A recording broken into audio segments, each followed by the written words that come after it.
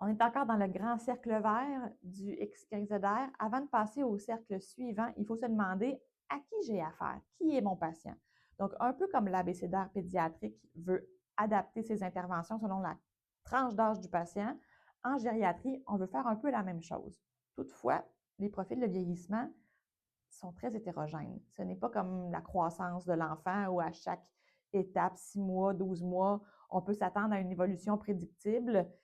Chez l'aîné, on ne peut pas se baser sur l'âge. Donc, on va se baser sur le profil de vulnérabilité, le profil de fragilité.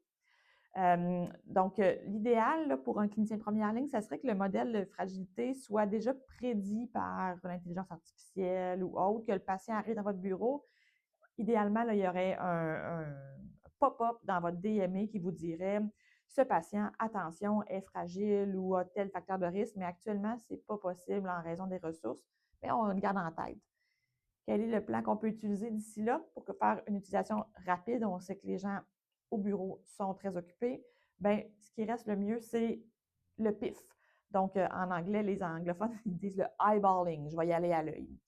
Je vous donne un truc pour le faire le plus fidèlement possible parce que la littérature nous dit qu'on a tendance en première ligne à surestimer nos patients et à se dire, ben non, il est bon ce patient-là. Donc, le truc, c'est d'utiliser l'espèce de courbe en courbe de distribution normale, la courbe de Gauss. La première question, c'est de se dire, est-ce que ce patient-là est plus proche du profil robuste ou du profil fragile?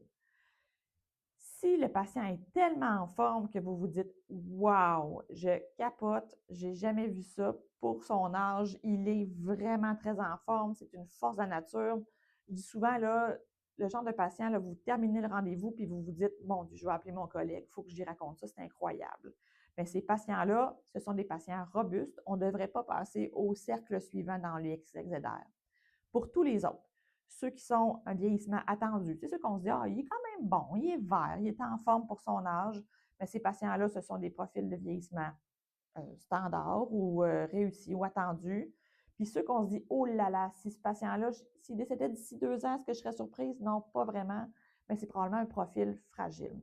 Pour les patients avec un vieillissement attendu ou un profil fragile, on passe aux prochaines étapes dans le XYZR.